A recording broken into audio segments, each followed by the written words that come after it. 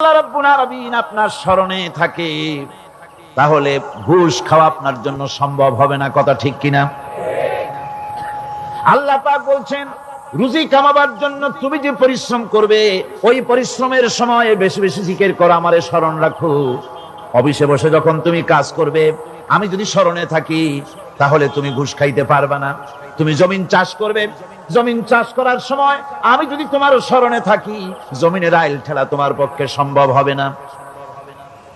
যত রকমের রুজির রোজগারের পথ আছে, আমাকে স্মরণ করো, খারাপ পথ থেকে বাঁচো, হালাল ভাবে রুজি কামাও।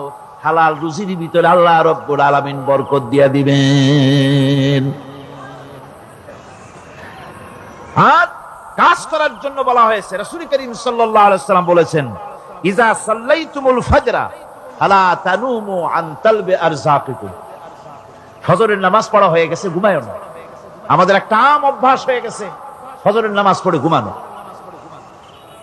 হাদিস শরীফে বলা হচ্ছে, ফজরের নামাজ পড়া হয়ে গেছে, ঘুমায়ো না।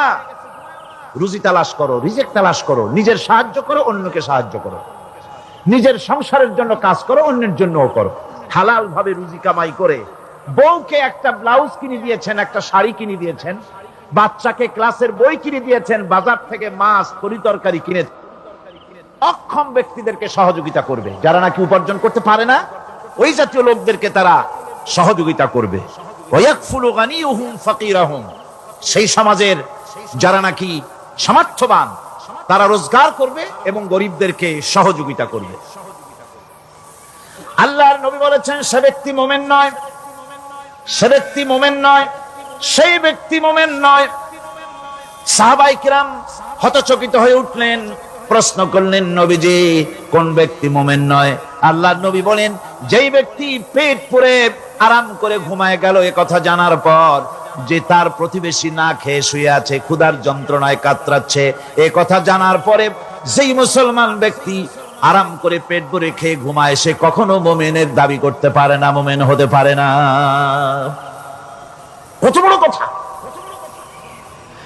ইসলাম মানুষকে তাকিদ করেছে তার প্রতিবেশীর উপরে লক্ষ্য রাখার জন্য, তার প্রতিবেশীকে লক্ষ্য রাখার জন্য, গরিব মানুষের প্রতি লক্ষ্য রাখার জন্য। রাসূল করিম সাল্লাল্লাহু আলাইহি ওয়াসাল্লাম বলছেন, আইয়ু রাজুলিন মাতা দিয়ান বাইনা আগনিয়ায়ে ফাকাদ বারিয়াত মিনহুম জিম্মাতুল্লাহি ওয়া রাসূলুহু। আল্লাহর নবী বলেন, কোন ধনী ব্যক্তিদের মাঝে কোন গরিব প্রতিবেশী যদি না খেয়ে মারা যায়, তাহলে ওই এলাকার বিত্তশালী লোকদের সাথে আল্লাহর সমস্ত সম্পর্ক, রাসূলের সব সম্পর্ক ছিন্ন হয়ে যায়। কে বলতে পেরেছে এত বড় কথা?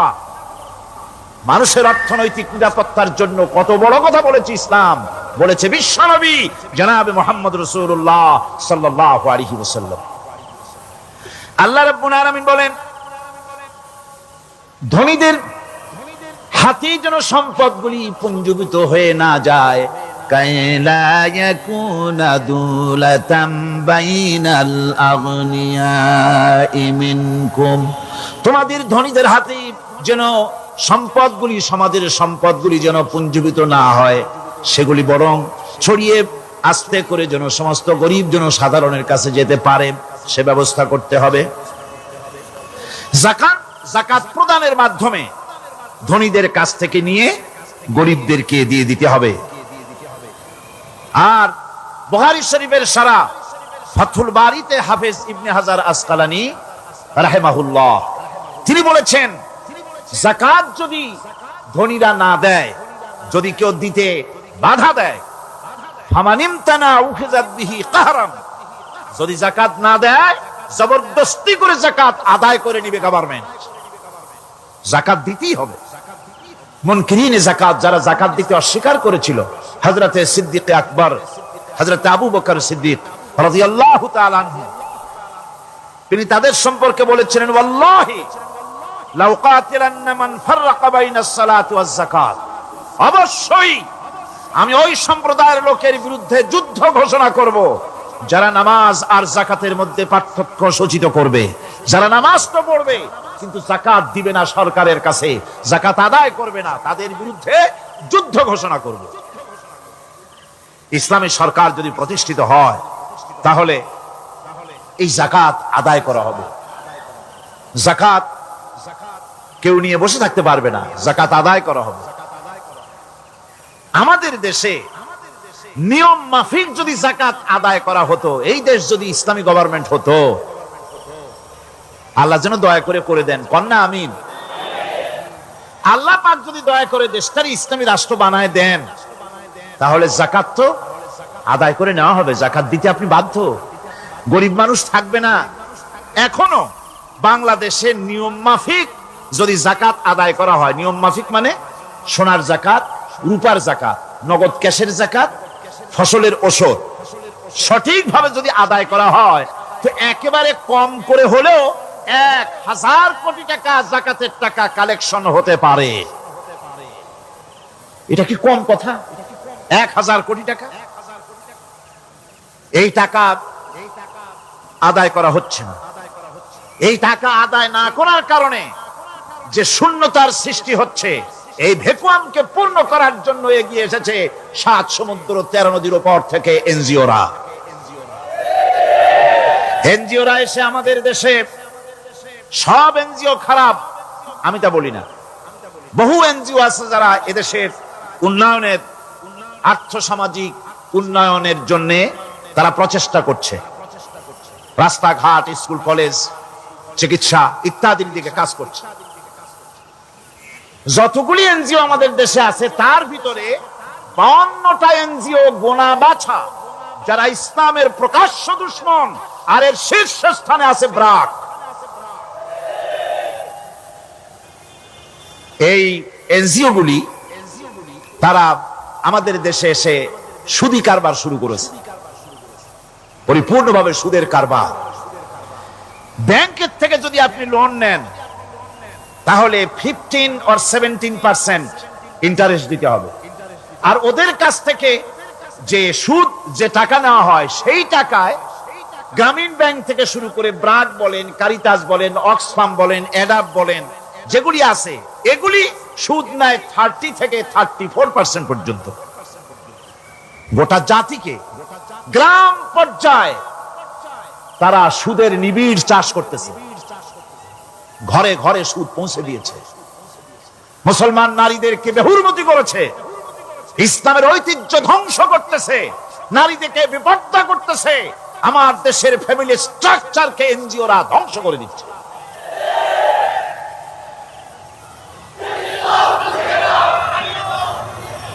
সুতরাং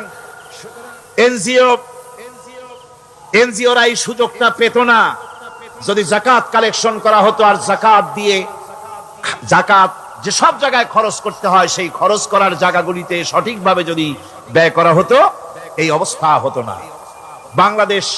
বাংলাদেশের সম্পদের অভাব নাই। যারা বলে বাংলাদেশ গরিব, আমি তাদের সাথে একমত নই।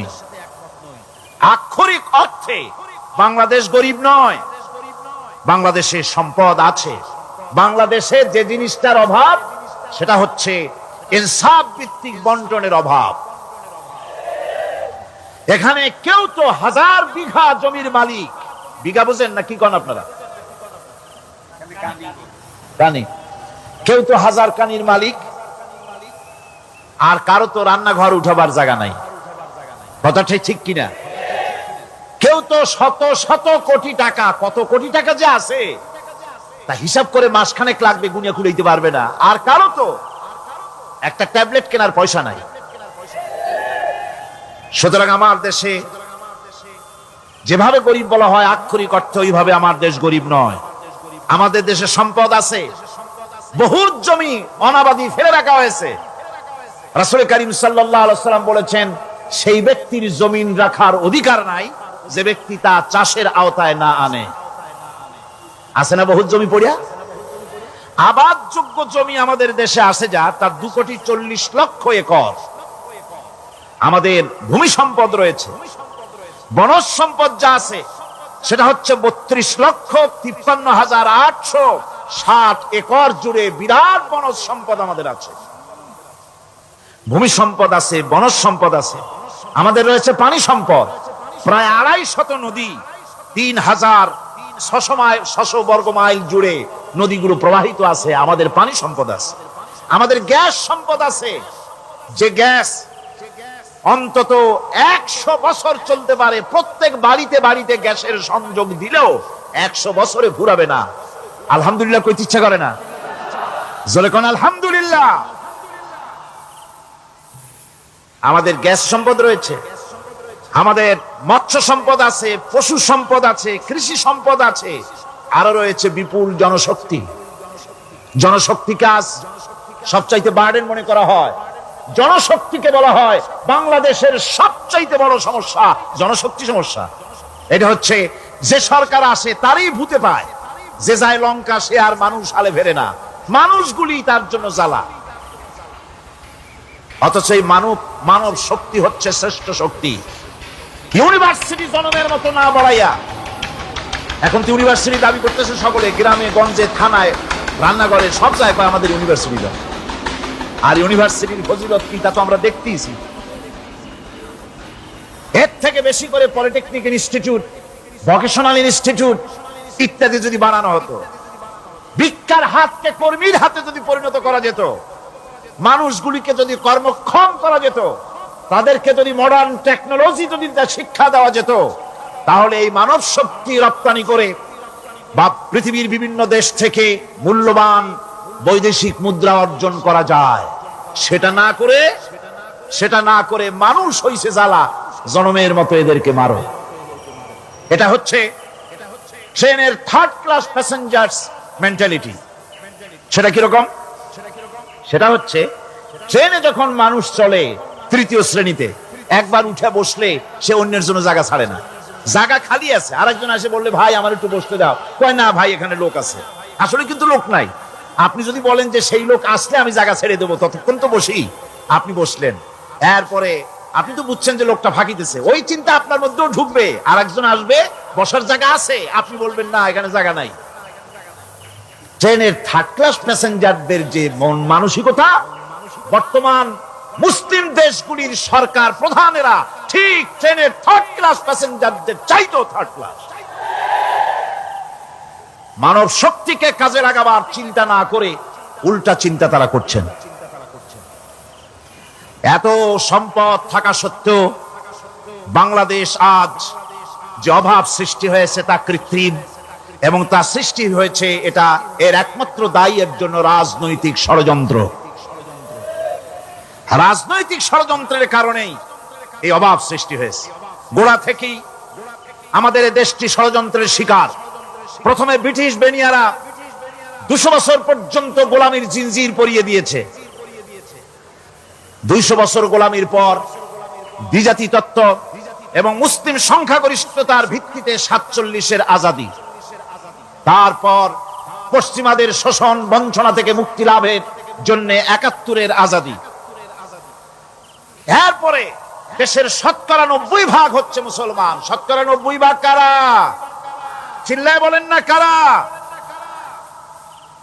পৃথিবীর এই দ্বিতীয় বৃহত্তম মুসলিম জনগোষ্ঠীকে খ্রিস্টান আর ইহুদিরা তারা চেয়েছে জনগণকে খ্রিস্টান বানাতে। আমাদের দেশের জনগণকে তারা চায় খ্রিস্টান বানাতে।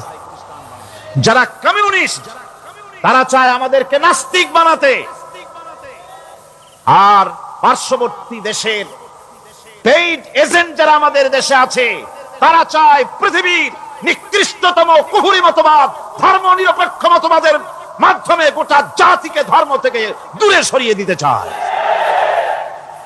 সুতরাং এই ষড়যন্ত্রের শিকার হয়ে আছে বাংলাদেশ। বাংলাদেশের এই আর্থসামাজিক প্রেক্ষাপটে ইসলামের বিধান ছাড়া, আল্লাহর দেওয়া বিধান ছাড়া এর কোনো মুক্তি নাই, এর নাজাতের কোনো পথ নাই। আল্লাহ রাসূল ক্ষমতা আরোহণ করলেন, রাষ্ট্রের মালিক হলেন, প্রেসিডেন্ট হলেন। রাসূলুল্লাহ কি হলেন?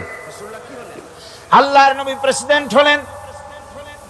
সমাজের গরিব দুঃখীদের ব্যাপারে নবীজি বললেন, মান তারাকা মালান ফালওয়ারাসাতিহি ওয়া মান তারাকা দিয়ান আও কুল্লা ফালিয়াতিনি ফাইন্না মাওলাহু, রাওয়াহুল বুখারী।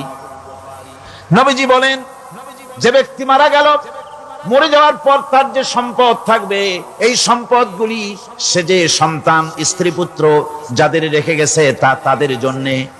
আর যদি সে ঋণগ্রস্ত, যদি ঋণ অবস্থায় সংসারকে রেখে যে থাকে, তাহলে তার ঋণের বোঝা, ঋণের পরিশোধের দায়িত্ব আমি মুহাম্মদ সাল্লাল্লাহু আলাইহি ওয়াসাল্লাম নিয়ে নিলাম। করতেছো, বেসবর হচ্ছ, সবর করো, তাড়াহুড়ো করো না, এমন সমাজ আসবে।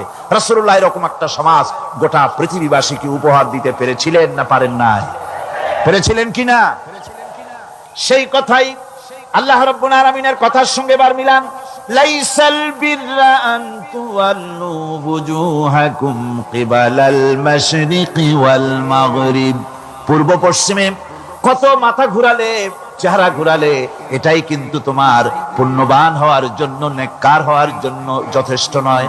বরং যথেষ্ট হলো আল্লাহর প্রতি ঈমান আনো, কিতাবের প্রতি, পরকালের প্রতি, ফেরেশতার প্রতি, নবীদের পরে ঈমান আনো, আর আল্লাহর মহব্বতে, আল্লাহর প্রেমে উদ্বুদ্ধ হয়ে আর একটা বড় কাজ করো, সেটা হলো ওয়াতাল মালা আলা হুব্বিহি যাবিল কুরবা ওয়াল ইয়াতামা ওয়াল মাসাকিন ওয়াবনাস সাবিল ওয়াস-সাইলিনা ওয়া ফির রিকাবি ওয়া কামাস সালাতা ওয়া আতাজ যাকাত ওয়াল মুফুনা বিআহদিহিম إذا عاهدوا والصابرين في البأساء والضراء وحين البأس أولئك الذين صدقوا وأولئك هم المتقون।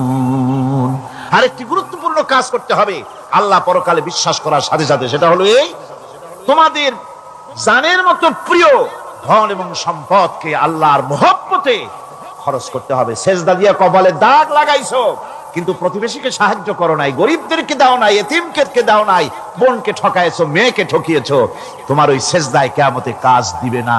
প্রকৃতপক্ষের নেককার পুণ্যবান হওয়ার জন্য গরিব জনসাধারণকে সহযোগিতা করতে হবে। এরপরে মাঝখান থেকে যেটা বাদ দিয়েছিলাম, বলেছিলাম নামাজ এবং যাকাত। আমি যাকাতটা কালকে আগে নিয়ে এসেছিলাম, নামাজটা ছিল আগে।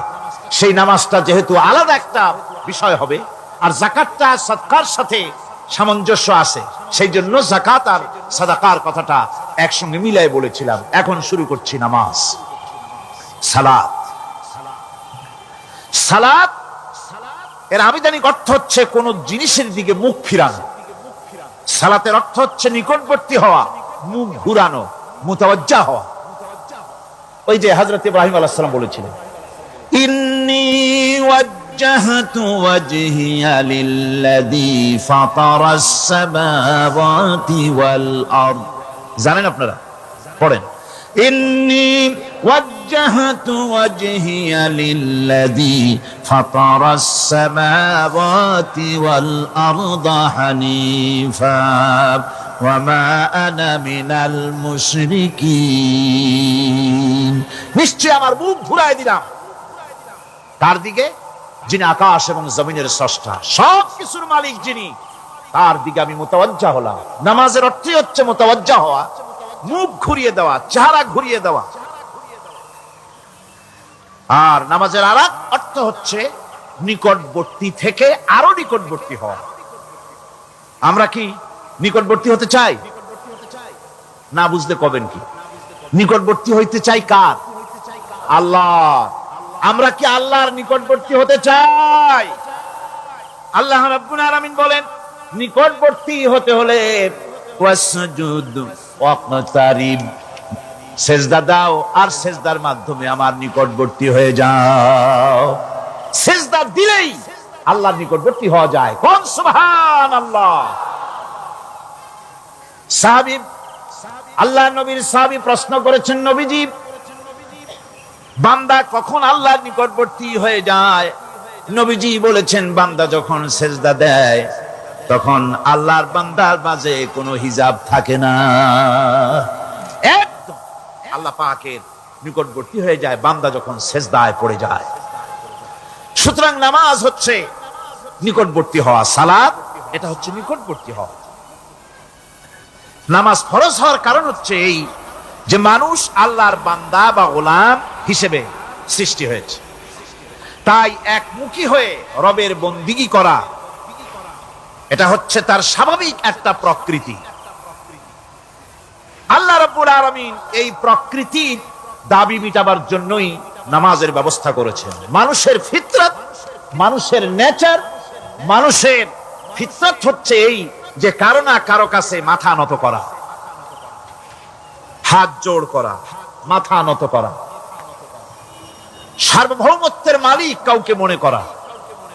হাত জোড় করতে হলে, মাথা নত করতে হলে, সার্বভৌমত্বের মালিক হিসেবে কাউকে গ্রহণ করতে হলে আল্লাহর বিকল্প কেউ আছে নাকি? ইসলামের মূল দাওয়াতটা হলো ফিতরাত অনুযায়ী দাওয়াত দেওয়া হয়েছে, মানুষ যেন মাথা নত করে, গোলামি করে।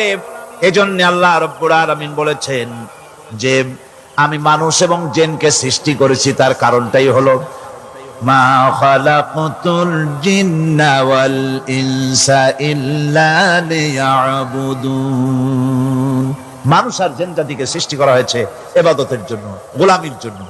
ইবাদত আর গোলামি এটাই করতে হবে, গোলামি করতে হবে, দাসত্ব করতে হবে।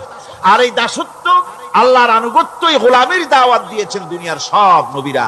কোন নবী বলেন নাই যে আমার গোলামি করো। কেউ বলেছেন? বলেন জোরে, কেউ বলেছেন?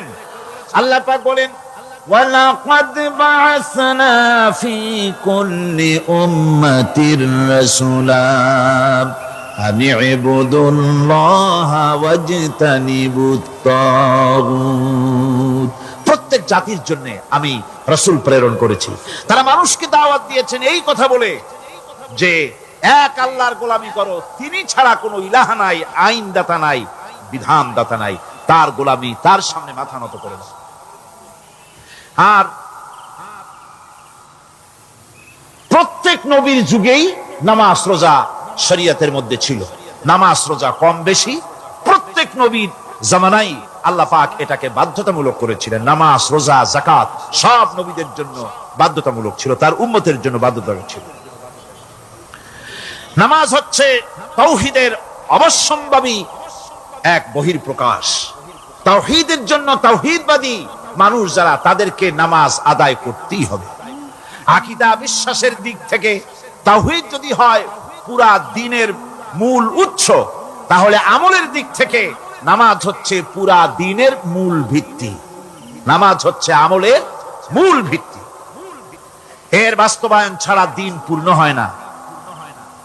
নামাজ মুমিনের কেবলমাত্র একটি উত্তম আমলই নয়, বরং নামাজ হচ্ছে ইমানের মূল ভিত্তি। যার কাছে নামাজ নাই তার কাছে কিছুই নেই।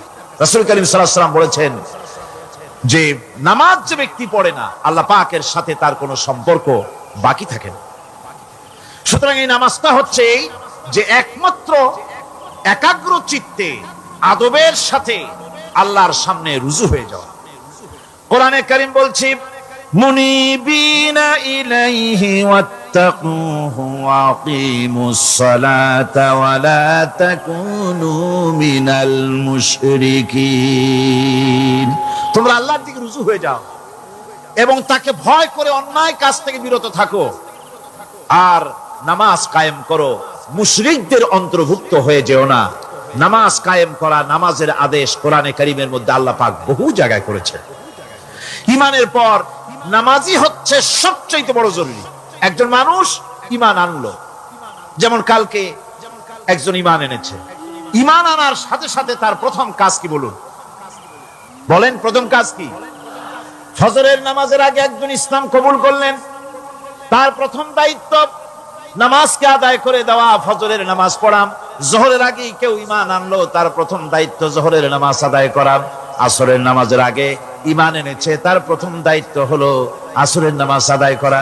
তার মানে হলো ঈমান আনার পর একজন ঈমানদারের প্রথম দায়িত্ব হচ্ছে নামাজ। গুরুত্বপূর্ণ বিষয়, খুব ভালো করে শুনতে হবে, ইয়াদ রাখতে হবে প্রত্যেকটি মুসলমানের।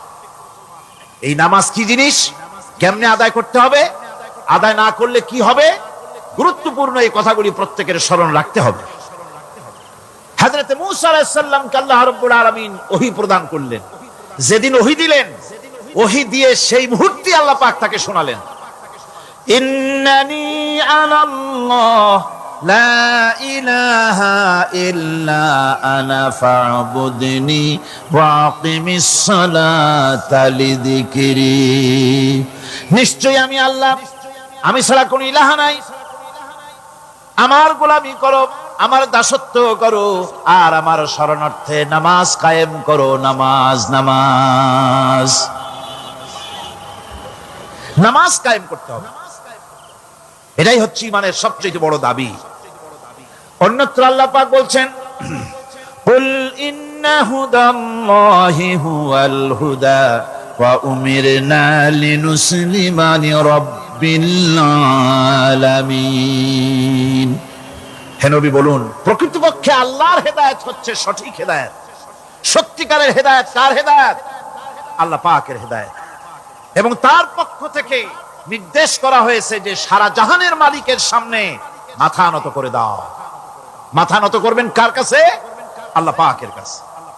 ওয়া আনাকিমুস সালাতা ওয়াত্তাকুহু ওয়া হুয়াল্লাযী ইলাইহি তুহশারুন। আর নামাজ প্রতিষ্ঠা করো, আল্লাহ রাব্বুল আলামিনের ভয়তে সমস্ত অপরাধমূলক কাজ থেকে, অসামাজিক কার্যকলাপ থেকে বিরত থাকেও। আর একদিন মনে রেখো, তোমাদের সকলকেই আল্লাহ রাব্বুল আলামিনের দরবারে উপস্থিত হতে হবে। নামাজ ঈমান থাকা না থাকার প্রমাণ। ঈমান আছে কি ঈমান নাই এর প্রমাণ কি? নামাজ। আল্লাহ পাক বলছেন, ফালা সাদ্দাকা ওয়ালা সাল্লা ওয়ালাকিন কাযযাবা ওয়া তাওয়াল্লা। কিন্তু না সে সত্য মেনে নিল, আর না সে সালাত আদায় করলো, বরং সত্যকে মিথ্যা মনে করে ফিরে গেল। নামাজটাই হচ্ছে একজন মানুষের সে মুমিন না কাফের তা প্রমাণ করার জন্য, এটাই হচ্ছে মূল কথা। কিয়ামতের দিন মানুষ যে জাহান্নামে যাবে, জাহান্নামের জন্য, জাহান্নামে যে সব কারণে যাবে তার মধ্যে বড় কারণ, কালকে বলেছিলাম, দেখি মনে আছে নাকি, বড় কারণ কয়টা? কয়টা? আলহামদুলিল্লাহ মনে আছে। আল্লাহ রাব্বুল আলামিন বলেন, ইয়াতাসাআলুনা আনিল মুজরিমিন। কিয়ামতের দিন অপরাধীদেরকে জিজ্ঞেস করা হবে, মা সালাকাকুম ফি সাকার, জাহান্নামে কেন আসছো? জবাবে তারা বলবে, ক্বালু লাম নাকু মিনাল মুসাল্লিনা ওয়া লাম নাকু নুতঈমুল মিসকিন। নামাজ পড়ি নাই, আর এতিম মিসকিনদের খেতে দেই নাই, এই কারণেই জাহান্নামে এসেছি। কল নাউযুবিল্লাহ। নামাজ যারা পড়বে না জাহান্নামে যেতে হবে। কোথায় যেতে হবে? কেউ কেউ মনে করতে পারবেন নামাজের ওয়াজ তো বহু শুনছি, এর চাইতে গুরুত্বপূর্ণ জিনিস আর নাই। নামাজের চাইতে গুরুত্বপূর্ণ ইবাদত আল্লাহর সৃষ্টি করেন নাই। মুসলমানের জন্য সর্বশ্রেষ্ঠ ইবাদত কি? চিল্লায় কোন, জোরে বলেন কি? এই নামাজ। আকসার মানুষের নামাজ হয় না। যারা আমরা নামাজ পড়ি, বহু লোকের নামাজ পড়ে ঠিক, কিন্তু নামাজ আদায় হয় না। আমি সে কথা বলবো সামনের দিকে, প্রাণ খুলে শুনবেন, কাজে লাগবে ইনশাআল্লাহ। কোন ইনশাআল্লাহ?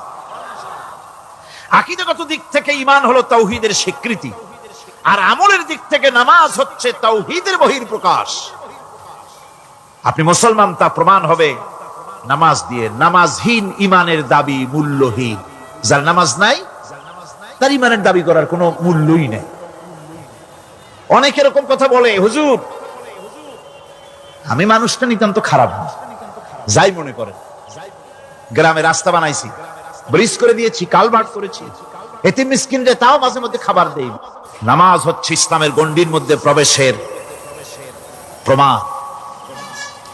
কোরআনে কারীম বলছে, ফাইন তাবু ওয়া আকামুস সালাতা ওয়া আতাউজ যাকাতা ফাইখওয়ানুকুম ফিদ্দীন। সূরা তাওবা এসেছে। তারা যদি তওবা করে আর নামাজ কায়েম করে, যাকাত যদি আদায় করে, তাহলে এখন তোমাদের সে দ্বীনি ভাই, এখন ভাই হয়ে গেল। একটু আগে ছিল কাফের মুশরিক, এখন তোমার দ্বীনি ভাই। দ্বীনের গণ্ডির মধ্যে প্রবেশ করা, কলেমা পড়ার সাথে সাথেই নামাজ। নামাজ হচ্ছে দ্বীনের প্রধান গেট, দ্বীনের প্রধান তোরণ। দ্বীনের মধ্যে প্রবেশ করার জন্য এই গেট দিয়ে প্রবেশ করতে হবে। সুতরাং এই নামাজের এতই গুরুত্ব দেওয়া হয়েছে। ইসলাম যদি ক্ষমতায় আসে, আল্লাহ যেন এনে দেন, জোরে কোন আমিন। ইসলাম যদি ক্ষমতায় এসে যায়, রব্বুল আলামিন তাফসীরের মাহফিল, কোরআন সামনে নিয়ে আশা করে তোমার দরবারে দোয়া করি, এই বিশাল জনসমুদ্রের দোয়া কবুল করো মাবুদ গো, এই বাংলাদেশকে ইসলামের দেশ বানাইয়া দাও। দেশটা যদি ইসলামের হয়ে যায়, আইন যদি আল্লাহর হয়, শাসন যদি সৎ লোকেরা করে, রব্বুল আলামিন কোরআন শরীফে বলেন, তাহলে তারা 4টা কাজ করবে। আল্লাযীনা ইমাক্কান্নাহুম ফিল আরদ আকামুস সালাতা ওয়া আতাউজ যাকাত ওয়া আমারু বিল মা'রুফি ওয়া নাহাউ আনিল মুনকার। মুমিনেরা ক্ষমতায় এসে প্রথম যে কাজটা করবে, প্রথমে ক্ষমতায় এসেই নামাজ বাধ্যতামূলক করবে। প্রথম কি? ওয়াজ নসিহতে অনুরোধ করা হবে না, বাবাজিরা আল্লাহর রাস্তায় নামাজটা পড়েন না। রেডিও এবং টেলিভিশনের মাধ্যমে রাষ্ট্রপ্রধান অর্ডার করে দিবেন, আজ থেকে বাংলাদেশের 12 কোটি তাওহীদি জনতা, নারী পুরুষ যারা আকেল বালিগ, সকলের জন্য নামাজ বাধ্যতামূলক, নামাজ পড়তেই হবে। এটা অর্ডার। বেলা যখন 1টা বেজে যাবে, বেলা যখন 1টা বাজবে, সমস্ত মসজিদে আজান শুরু হয়ে যাবে। আজানের সাথে সাথে অফিস, আদালত, কল কারখানা, ক্ষেত খামার, শিক্ষাঙ্গন সব ডেডলক হয়ে যাবে। আধা ঘন্টার জন্য বন্ধ হয়ে যাবে। যারা মুসলমান অফিসে, কলেজে, ইউনিভার্সিটিতে, সর্বত্র তারা নামাজের জন্য প্রস্তুতি নেবেন। আধা ঘন্টার ভিতরে নামাজ আর খানা সেরে আবার কলেজ চলবে, বিশ্ববিদ্যালয় চলবে, কল চলবে, কারখানা চলবে, ক্যান্টনমেন্ট চলবে, সেক্রেটারিয়েট চলবে, সব আপন গতিতে চলতে থাকবে। আল্লাহর রহমত, বরকত আকাশ ফেরে নাজিল হয়ে যাবে। আর এই অর্ডার যে দেওয়া হবে, নামাজ পড়বেন, নামাজ পড়বেন সেখানে। থানায় যখন আজান হবে, থানায় আজান হয়ে গেছে, থানার স্টাফ, পুলিশ যারা আছে জামাতে খাড়া হয়ে যাবে, ইমামতি করবেন ওসি সাহেব। এসপির অফিসে এসপি সাহেব ইমামতি করবেন, ডিসি সাহেব তার অফিসে ইমামতি করবেন, মন্ত্রী সেক্রেটারিয়েট ইমামতি করবেন, প্রেসিডেন্ট বঙ্গভবন ইমামতি করবেন, বিশ্ববিদ্যালয়ের ভাইস চ্যান্সেলরের ইমামতিতে সে জায়গার মুসলমান ছাত্র ছাত্রী, শিক্ষক শিক্ষয়িত্রী এক জামাতে নামাজ আদায় করবে। এই যদি হয়, চিত্র দেশের অপরাধ থাকবে। থানায় ওসি সাহেব নিজেই যদি জামাতের ইমামতি করেন, এইভাবে নামাজ আদায় করেন পুলিশদের নিয়ে জামাতে, ঘুষ আর খাবে তারা? এসপি সাহেবের অফিসে, ডিসি সাহেবের অফিসে মন্ত্রীরা যদি ভাবে নামাজ কায়েম করে, তাহলে কি অন্যায় অপরাধ কিছু থাকবে সমাজে? থাকবে না। সুতরাং নামাজ বাধ্যতামূলক করে দেওয়া হবে। নামাজ বাধ্যতামূলক, সকলকে নামাজ পড়তে হবে। নামমাত্র মুসলিম জাতির রাষ্ট্র ক্ষমতা গ্রহণ করাই হলো ইসলামী শাসন ব্যবস্থা নয়। ইসলাম ক্ষমতায় গিয়া অমুসলিমদের উপরে শাসন জারি করবে, আর অন্যান্য সরকারের মতো আমোদ ফুর্তি করে রাস্তাঘাট বানায় টানায় সিটে শুয়ে থাকবে, তা না। রাস্তা হবে, ঘাট হবে, কলেজ হবে, সব হবে, কিন্তু যারা মুসলমান তাদেরকে নামাজ পড়তে হবে। গোটা জনগণকে শাসক আর শাসিত উভয় গোলাম হবে আল্লাহ। উভয় গোলাম হবে কার? তখন প্রেসিডেন্টের বাবার ক্ষমতা নাই নিজের কোন আইন চালু করে, পার্লামেন্টের বাবার ক্ষমতা নাই ইসলামের বিরুদ্ধে টু শব্দটি করতে পারে। সেখানে শাসক আর শাসিত, শাসক আর শাসিত হয়ে যাবে একজন এক হুকুমদাতার গোলাম। সে হুকুমদাতাকে ইনিল হুকুমু ইল্লা লিল্লাহ আলা লাহুল খালকু ওয়াল আমর। প্রেসিডেন্ট থেকে শুরু করে শাসক আর শাসিত সব আইন মানবে ওই আল্লাহ রাব্বুল আলামিনের, যিনি এই তামাম জাহান সৃষ্টি করেছেন। সৃষ্টি যার আইন চলবে সেই আল্লাহ রাব্বুল আলামিনের। এবং তার আইনের সার্বিক অনুসরণ করে চলতে হবে সকলকে। এক কথায় ইসলামী সরকারের সমস্ত ক্ষমতা ব্যয় হবে নামাজ কায়েম করা আর যাকাত আদায় করার ব্যাপারে। নামাজ যদি কায়েম হয়ে যায়, যাকাত যদি আদায় করা হয়, দুঃখ, দারিদ্র, কষ্ট কিছুই থাকবে না, বেকার সমস্যা থাকবে না। সমস্ত বেকারদেরকে চাকরি না পাওয়া পর্যন্ত বেকার ভাতা দেওয়া হবে। বুড়ো মানুষেরা যখন বুড়ো হয়ে যায়, ছেলের কাছে আদর নাই, বউর কাছে কদর নাই, আর ছেলে বউ বদদোয়া করতে থাকে, বুড়েরা মরে না কেন? আছেন আমাদের সমাজ। ইসলামী সরকার এলে পরে এই বৃদ্ধ মানুষদের ব্যবস্থা করা হবে। তাদের প্রতি এই ধরনের অসদাচরণ কেউ করতে সাহস পাবে না। সুতরাং নামাজ প্রতিষ্ঠা এবং যাকাত আদায় হলেই সমাজের অন্যায় অবিচার যা আছে তার 12 আনাই বিলুপ্ত হয়ে যাবে। কোন আলহামদুলিল্লাহ। তখন চাকরিতে প্রমোশন হবে নামাজের ভিত্তিতে। এখন প্রমোশন হয় কে কত ঘুষ খাইতে পারে, কে কত সরকারের দালালি করে বিবেকের বিরুদ্ধে বিরোধী দলকে বেশি করে পেটাতে পারে, এর উপরে ভিত্তি করে প্রমোশন হয়।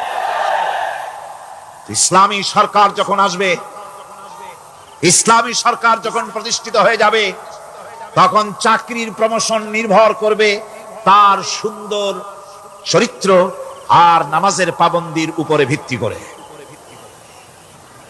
সমাজে দুঃখ দুর্দশা থাকবে, যেরকম থাকবে থাকবে। আমার ভাইয়েরা, নামাজ হচ্ছে আল্লাহ রাব্বুল আলামিনের সাহায্য লাভের একমাত্র মাধ্যম। আল্লাহর কাছে যদি সাহায্য পেতে চাই তাহলে নামাজ লাগবে। লাগবে কি কোন? وَلَقَدْ أَخَذَ اللَّهُ مِيثَاقَ بَنِي إِسْرَائِيلَ وَبَعَثْنَا مِنْهُمُ 12 نَقِيًّا وَقَالَ اللَّهُ إِنِّي مَعَكُمْ لَئِنْ أَقَمْتُمُ الصَّلَاةَ। আল্লাহ পাক বলেন, বনি ইসরাইলদের নিকট আমি ওয়াদা নিয়েছিলাম, তোমরা যদি মানুষদেরকে অসামাজিক কার্যকলাপ থেকে যদি তোমরা ফিরাইতে পারো, মানুষদেরকে অসামাজিক কার্যকলাপ থেকে তোমরা ফিরাবে। 12টা গোত্রের জন্য 12 জন নকিব নির্দিষ্ট করে দেওয়া হলো, তাদের দায়িত্ব দেওয়া হলো। মানুষদেরকে, সমাজের লোকদেরকে অন্যায় কাজ থেকে তারা ফিরাবে, ভালো ভালো কাজ করার জন্য তাদেরকে আদেশ করবে, অসামাজিক অধর্মীয় কাজ থেকে বাঁচাবার চেষ্টা করবে। এইটা যদি তোমরা করো তাহলে আমি তোমাদের সাথে আছি। শর্ত হলো একটা, তোমাদেরকে নামাজ কায়েম করতে হবে। নামাজ যদি কায়েম করো, আমার মদদ তোমাদের জন্য অবধারিত হবে। নামাজ প্রতিষ্ঠা করলেই আল্লাহর সাহায্য লাভ করা যায় জীবনের সকল ক্ষেত্রে। নামাজ হচ্ছে অপকর্মের প্রতিবন্ধক। নামাজ পড়লে অন্যায় কাজ থেকে বাঁচার পথ। অন্যায় থেকে বাঁচায় কিসে? নামাজ। আল্লাহ রাব্বুল আলামিন বলেন, উতলু মা উহিয়া ইলাইকা মিনাল কিতাবি ওয়াকিমিস সালাম ইন্নাস সালাতা তানহা আনিল ফাহশাই ওয়াল মুনকার। হে নবী, এই কিতাব তেলাওয়াত করো যা তোমার প্রতি অবতীর্ণ করা হয়েছে, এই কিতাব তেলাওয়াত করো আর নামাজকে প্রতিষ্ঠা করো। নিঃসন্দেহে নামাজ মানুষকে পাপাচার থেকে বাঁচায়া দেয়। অশ্লীলতা, পাপাচার থেকে মানুষকে বাঁচায় কে? জোরে চিল্লায় কোন কে? এই নামাজ মানুষকে অন্যায় কাজ থেকে বাঁচায় দেয়। নামাজ যে মানুষকে অন্যায় কাজ থেকে বাঁচায়, কেমনে বাঁচায়? আমরা যে নামাজ পড়ি, এই নামাজে তো আমাদেরকে অন্যায় কাজ থেকে বাঁচাইতে পারে না। নামাজি বহুত মানুষ আছে অন্যায় করে, করে কিনা? করে না? করে না? করে। নামাজি অথচ অন্যায় করে। আর আল্লাহ বলছেন নামাজিকে, নামাজ তাকে অশ্লীলতা থেকে ফিরায়। তাহলে কথা কাটটা ঠিক?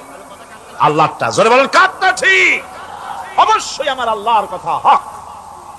আমি ভুল করতেছি, আমি যেন কোথাও ভুল করতেছি, সামথিং ইজ রং, কোথাও যেন আমরা ভুল করে বসতেছি। সেই ভুলটা কি আমরা আবিষ্কার করতে চেষ্টা করবো ইনশাআল্লাহ। প্রথম যে কথাটা সেটা হচ্ছে যে আমরা যা নামাজে পড়ি আমরা তা বুঝি না। কথা ঠিক কিনা? আমি যদি এখন প্রশ্ন করি সামি আল্লাহু লিমান হামিদা অর্থ কি, কোন জানে না দোয়া কুনুতে কি পড়ে?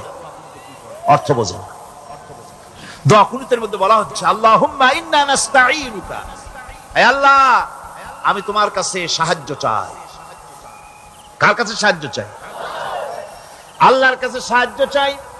নামাজের ভিতরে বলতেছেন, এই কথা যদি অর্থ আপনি জানতেন যে তোমার কাছে সকল ব্যাপারে সাহায্য চাই তোমার কাছে, এই কথাটা যদি মনে প্রাণে বুঝতেন, তাহলে দুনিয়ায় কোনো মাজারে গিয়া মরা জিন্দা মানুষের কাছে গিয়া নিজের ছেলে মেয়ে চাইতেন না, চাকরির উন্নতি চেতেন না। আপনি নামাজের ভিতরে বলতেছেন আপনার কাছে, আয় আল্লাহ আপনার কাছে সর্বপ্রকারের সাহায্য আপনার কাছে চাই। নামাজের ভিতরে কিসের মধ্যে বলতেছেন? বিশ্বাস যদি করতেন, যদি বুঝতেন, তাহলে যত বড় পীর আসুক দেশ থেকে আর বিদেশ থেকে, সন্তান চাওয়ার জন্য পাগল হয়ে পায়ের উপরে পড়ে থাকতেন না, আল্লাহর কাছেই চাইতেন। কার কাছে চাইতেন? এরপরে বলতেছেন ওয়ানাস্তাগফিরুকা, তোমার কাছে ক্ষমা চাই, গুনাহ করেছি, অনেক গুনাহ করেছি, তোমার কাছে ক্ষমা চাই, কারণ সাহায্য করতে পারো তুমি, গুনাহও মাফ করতে পারো তুমি। গুনাহ মাফ করার ক্ষমতা কি আছে পৃথিবীর কারো? আকাশে জমিনে আল্লাহ ছাড়া মানুষের গুনাহ কেউ মাফ করতে পারে? এরপরে বলতেছি ওয়ানুমিনু বিকা, আয় আল্লাহ আমি তোমার উপরে ঈমান এনেছি, পরিপূর্ণভাবে তোমার উপরে ঈমান এনেছি। ওয়ানাতাওয়াক্কালু আলাইক, আর তোমার উপরেই কেবলমাত্র ভরসা করেছি। ঈমান এনেছি তোমার উপরে, ভরসা করছিও তোমার উপরে। এই কথাগুলি যদি আমরা বুঝতাম, তাহলে আত্মাটা বড় হয়ে যেত, মাথাটা আল্লাহ ছাড়া কারো সামনে নত হতো না। ঠিক না বেটি? আল্লাহ ছাড়া কারো সামনে মাথা নত হতো না। আল্লাহর উপরই ভরসা, তোমার উপর ভরসা করছি, তোমার উপর ঈমান এনেছি। এরপরে বলছি ওয়ানুসনি আলাইকাল খায়র, সর্বপ্রকার কল্যাণের সাথে তোমার প্রশংসা করতেছি। ওয়ানাশকুরুকা, আর তোমার কৃতজ্ঞতা স্বীকার করছি, আমি তোমার শুকর আদায় করি, সর্ব ব্যাপারে তোমার শুকর আদায় করি। আর কি করি? ওয়ালা নাকফুরুকা, আমি কুফরি করি না, অকৃতজ্ঞ নই, আমি তোমার কৃতজ্ঞ বান্দা, আমি অকৃতজ্ঞ নই। একথা আপনি নামাজের মধ্যে বলেন, কিন্তু কৃতজ্ঞতা স্বীকার করেন না। আল্লাহ যে ছেলে দিয়েছে শুকর আদায় করেন না, আল্লাহ যে সুন্দরী বউ বা ভালো বউ দিয়েছেন শুকর আদায় করেন না, আল্লাহ সন্তান দিয়েছে শুকর আদায় করে না, আল্লাহ রাব্বুল আলামিন চাকরি দিয়েছেন, বাড়ি দিয়েছেন, জায়গা দিয়েছেন, জমিন দিয়েছেন, যৌবন দিয়েছেন, স্বাস্থ্য দিয়েছেন, শুকর আদায় করে না। আল্লাহ পাক বলেন, বান্দারে যে অবস্থায় থাকো শুকর আদায় করো। লা ইন শাকারতুম লাযীদান্নাকুম ওয়া লা ইন কাফারতুম ইন্না আযাবী লাশাদীদ। আমার নিয়ামতের শুকর যদি আদায় করো আমি বেশি করে বাড়ায় দেব, আর যদি শুকর আদায় না করো তাহলে মস্ত বড় শাস্তি রেখে দিয়েছি। সব ব্যাপারে শুকর আদায় করো, আমার নিয়ামতের শুকর আদায় করো। চোখ দিয়ে দেখতে পাও, কও আলহামদুলিল্লাহ। মুখ দিয়া কথা বলতে পারো, কও আলহামদুলিল্লাহ। যা খাও মজা লাগে, বলো আলহামদুলিল্লাহ। কাজ করতে পারো, বলো আলহামদুলিল্লাহ। সব ব্যাপারে আল্লাহর শুকর আদায় করতে হবে। শুকরিয়া আদায় করলে রব্বুল আলামিন তারে আরো বাড়ায় দিবেন। এই কথাই বলতেছি, আল্লাহ শুকর করি, আর তোমার সাথে আমি কুফরি করি না, কৃতজ্ঞ আমি নই। ওয়া নাখলাউ ওয়া নাতরুকু মান ইয়াফজুরুকা, আর আমি ওয়াদা করতেছি এই কথা, তোমার সাথে যারা প্রকাশ্য দুশ্মনী করে, যারা প্রকাশ্য গুনার মধ্যে লিপ্ত আছে আর তোমার সাথে দুশ্মনী করে, ওদের সাথে আমার সমস্ত সম্পর্ককে ছিন্ন করে দিলাম। দেখছেন নামাজে কি কইলেন আপনি? আপনি নামাজে কত বড় কথা বললেন। ওয়ানাতুরুকু মাইয়া ফুজুরুকা, আয় আল্লাহ আমি ওয়াদা করছি, তোমার সাথে যারা দুশ্মনী করে, যারা প্রকাশ্য গুনাহ করে, তাদেরকে আমি পরিত্যাগ করছি, তাদের সাথে আমার কোনো সম্পর্ক নাই। এই কথা বলার পরে আপনার সম্পর্ক কার সাথে একটু চিন্তা করেন তো। আপনার বন্ধু কারা? ইলেকশন আসলে ভোট দেন কাদেরকে? কাদের চা খাওয়ান, কাদের চান্দা দেন? একটু চিন্তা করেন, অঙ্কের সাথে মিলাই নেন।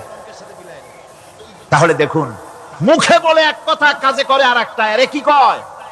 চিল্লায় কোন আরে কি কয়? আর এই মুনাফিকি করতেছেন কার সাথে? আল্লাহর সাথে। কোন নাউজুবিল্লাহ। নামাজে কি পড়েন সেটা যদি জানতেন অবশ্যই আল্লাহ রাব্বুল আলামিনের কথা কার্যকরী হয়ে যেত। ইন্নাস সালাতা তানহা আনিল ফাহশাই ওয়াল মুনকার, নামাজ মানুষকে পাপের কাজ অশ্লীলতা থেকে ফিরাতে পারে। আল্লাহ ইন্না বসায়ছেন, নিশ্চয়ই, বেশক, অবশ্যই নামাজ পাপ থেকে ফিরাবে। কিন্তু কেমনে ফিরাবে নামাজ তো বুঝি না, নামাজ তো বুঝি না। খালি সেজদা দেয় জনমের মতো। আর সেজদা কি? নামাজে যদি দেখে ইমাম দেরি করতেছে, আত্মাহিয়াত পড়তে দেরি হয়ে যাচ্ছে, পিছন থেকে সিগন্যাল মারে, ঠিক কিনা? বেয়াদব, বেয়াদব। তোমার নামাজ, তোমার আত্মাহিত আগে শেষ হয়েছে, তাতে কি হয়েছে? চুপ করে বসে থাকো। ইমামকে কাশি দিয়া সতর্ক করার অধিকার তোমার নাই। যদি ইমামকে সতর্ক করার জন্য কাশি দিয়ে থাকো, তোমার নামাজ ফাসেদ হয়ে যাবে। এটা ফাজলামি করার জায়গা না, এটা নামাজ। এর নাম কি? ধীরে সুস্থে নামাজ পড়তে হবে। অনেকে মসজিদটালে মনে করে জেলখানা, ঢুকতে যত দেরি, বেরোতে পারলে যেন বাসে যান ছটফট করে। সিনেমার মধ্যে গিয়ে ঘন্টার পর ঘন্টা বসে থাকে, খারাপ লাগে না? মসজিদে কেরাত যদি একটু লম্বা পড়ে, পিছনে বসে খালি কি যে করে মনে মনে, ইন্না লামুগরামুন বাল নাহনু মাহরুম। কপালে তখন আঘাত করবে, পরাঘাত করতে থাকবে আর বলবে যে আরে কপাল পোড়া হয়ে গেলাম, হতভাগ্য হয়ে গেলাম, বঞ্চিত হয়ে গেলাম, আল্লাহর রহমত থেকে সর্বনাশ হয়ে গেল। তখন কপালে আঘাত করা ছাড়া আর কিছুই করতে পারবে না। আল্লাহর বিরুদ্ধে মিছিল চলে না, সমাবেশ চলে না, বিক্ষোভ চলে না, হরতাল চলে না। মহান আল্লাহ রাব্বুল আলামিন বলছেন, দেখো এইভাবে করে তোমার ফসলের ব্যবস্থা আমি আল্লাহ করেছি। আমি রহমান, আমি আল্লাহ পাক কি এমন রহমান। আজ জমিনে ফসল বৃদ্ধির জন্য ইউরিয়া, সুপার সালফেট, সালফার সারের ব্যবস্থা হয়েছে, নানান জাতের সারের ব্যবস্থা হয়েছে। যখন এই সার মানুষ তৈরি করতে শেখে নাই, আবহমান কাল থেকে এই জমিনের জন্য সারের ব্যবস্থা কে করেছেন? জোরে কোন? আল্লাহ পাক বলেন, আমিন আয়াতিহি আইয়ুরিকুমুল বারকা খাওফান ওয়া তামাম। আমার অসংখ্য নিদর্শনাবলীর মধ্যে এটাও একটি নিদর্শন যে আকাশে বিদ্যুৎ চমকে মেঘের গর্জন হয়। এই যে বিদ্যুৎ চমকে গর্জন হয়, এর মধ্যে রয়েছে মানুষের জন্য ভীতি এবং আশা। তারা ভয় পায়, আর এর মধ্যে আশাও রয়েছে। আশাটা কি? আশা হচ্ছে এই যে বিদ্যুৎ যে বছর যত বেশি চমকায় মেঘে, সে বছর জমিনে ফসল তত বেশি বাড়ে। কৃষিবিদরা বলেছেন, বিদ্যুৎ যত বেশি চমকায় জমিনের ফসল তত বেশি বাড়ে। সুবহানাল্লাহি ওয়া বিহামদিহি। এর একটা সিস্টেম আছে, সেই সিস্টেম অনুযায়ী আল্লাহ জমিনে ফসল বাড়ায় দিলেন। আল্লাহ ফসল দিলেন। এবার আপনার আল্লাহ পাক বলছেন, দেখো ফসল দিলাম, ধান হলো, চাউল হলো, মাছ হলো, গোশ হলো, সব হয়ে গেছে, এখন তুমি খাবে। রান্না বান্না হয়ে গেল, রহমত আমার দেখো, আমার রহমতটা দেখো। এ কোরআন শিখাইছেন সেই আল্লাহ রাব্বুল আলামিন, যার নাম রহমান। জোরে বলেন, তার নাম কি? রহমান। চাউল হয়ে গেছে, চাউল তো শুধু ভর্তা বানায় খাওয়া যাবে না। ভাত হয়েছে, আটা দিয়া রুটি তৈরি হয়েছে, কি দিয়া খাবেন? আল্লাহ রাব্বুল আলামিন আপনার পুকুরের ভিতরে মাছ দিয়া দিলেন, জন্তু জানোয়ার দিলেন, চার পায়া জানোয়ারের গোশত হালাল করে দিলেন, পাখির মাংস আল্লাহ রাব্বুল আলামিন হালাল করে দিলেন। এখন মাছ হলো, গোশ হলো। মাছ আর গোশ সিদ্ধ করে খাওয়া যাবে? জোরে বলেন, যাবে? যাবে না। তার গন্ধ নষ্ট করতে হবে আর সুঘ্রাণ সৃষ্টি করতে হবে। এই গন্ধ নষ্ট করে সুঘ্রাণ সৃষ্টি করার জন্য লবঙ্গ তৈরি করলেন কে? কথা কন না কেন? এলাচি কার? দারচিনি কার? লবণ কার? মরিচ কার? হলুদ কার? পেঁয়াজ কার? সুবহানাল্লাহ। এত নিয়ামত আল্লাহ রাব্বুল আলামিন বলেন, ওয়া ইন তাউদ্দু নি'মাতাল্লাহি লা তুহসুহা। আমার নিয়ামত গণনা করে করে আমার নিয়ামত গুণে শেষ করতে পারবে না, এত নিয়ামত আমি দান করেছি। এরপরে তরি তরকারি হলো, মাছ গোশ খেতে খেতে অস্থির হয়ে যাবে। তারপরে তরি তরকারি দিলাম, শাক সবজি দিলাম, সবকিছু আমি আল্লাহ রাব্বুল আলামিন দিয়েছি। আমার নাম রহমান, তোমার সমস্ত প্রয়োজন আমি দিয়েছি, মিটাই দিয়েছি। এবার তরি তরকারি হলো, আর মানুষ তরি তরকারি খাইলো, আল্লাহ শুকর আদায় করলো না। শুকর আদায় করে? করেন। এত সুন্দর মজার কদু, সেই কদু খায়, আর কদু খাইয়া মোসে তাও মারে আর বলে স্বাদের লাউ বানাইল মইরে গু। আল্লাহ শুকর আদায় করে, আল্লাহর নিয়ামতের শুকরিয়া আদায় করে। আমার ভাইয়েরা, আল্লাহ রাব্বুল আলামিন বলেন, এই পৃথিবীর আমি রহমান, কোরআন আমি শিখাইছি আমি রহমান। এমন রহমান শুধু মানুষকে খাবার দেই না, এই পৃথিবীর সকল প্রাণীকে আমি খাবার দেই। জোরে কান সুবহানাল্লাহ। সকল প্রাণীর খাবার কে দেয়? ওয়ামা মিন দাব্বাতিন ফিল আরদি ইল্লা আলাল্লাহি রিজকুহা। এই পৃথিবীর বুকে এমন কোন বিচরণশীল জীব নাই যে জীবের রিজকের দায়িত্ব আমি আল্লাহ গ্রহণ করি নাই। সমস্ত রিজকের দায়িত্ব কে নিয়েছেন? চিল্লায় এখন আল্লাহ সুবহানাহু ওয়া তাআলা। আচ্ছা আপনি কোন তো দেখি, একজন জমিদার, একজন বড় লোক, চৌধুরী, খুব বড় লোক, তার বাড়িতে 20 জন লোক গেছে রাতের বেলায়। 20 জন লোক গিয়ে মেহমান হইলো। মেহমান হইয়া তারা বলতেছে, সাহেব আমরা তো মেহমান, আমি এক একজন এক এক রকমের খাবার চাইলো। একজনে বললো আমি হরিণ খাবো, আর একজনে কয় আমি মুরগি খাবো, আর একজনে বললো আমি খরগোশ খাবো, আর একজনে বললো আমি হাতি খাবো, আর একজনে বললো আমি ছাগল খাবো। 20 জন মানুষের 20 রকমের খাবার চাইলো। একজনে কয় বোয়াল মাছ খাবো, আর একজনে কয় রুই মাছ খাবো। 20 জনে 20 রকমের খাবার দাবি করলো। বলেন জমিদার তো বাড়ির ধারে, জমিদারের বাপ, সেও কি পারবে 20 জনকে 20 রকমের খাবার পরিবেশন করতে? কোন প্রস্তুতি ছাড়া পারবে? পারবে। কোন প্রস্তুতি ছাড়া, কোন প্রস্তুতি ছাড়া জমিদার হোক রাজা বাদশা হোক 20 জন মানুষের খাবার 20 রকমের দিতে পারে না। আর আল্লাহ এমন রহমান, এই পৃথিবীর লক্ষ কোটি কোটি জাতির প্রাণীকে কোটি কোটি রকমের খাবার আল্লাহ রাব্বুল আলামিন পরিবেশন করতেছেন। সাপের খাবার একরকম, ব্যাঙের খাবার আর এক রকম। ব্যাঙে যা খায় সাপে তা খায় না, সাপে যা খায় ব্যাঙে তা খায় না। হাতির খাবার, গন্ডারের খাবার, ভল্লুকের খাবার, বাঘের খাবার, সিংহের খাবার, মানুষের খাবার, ছাগলের খাবার, মুরগির খাবার, মশার খাবার, সাপোকার খাবার, সমস্ত খাবার ভিন্ন ভিন্ন। আবার সমস্ত খাবারের মজা আল্লাহ রাব্বুল আলামিন আলাদা আলাদা করে দিয়েছেন। এমন রহমান, আপনার পেট ভরবেন শুধু স্বাস্থ্য বাড়াবার জন্য, পেট ভরে খাওয়া দরকারটা ছিল। আল্লাহ পাক দেখলেন যে না, শুধু পেট ভরলে তো এরকম খাইতে চাইবে না, তাই আল্লাহ রাব্বুল আলামিন জিহ্বা দিয়ে দিলেন যাতে করে মজা লাগে আর খায়।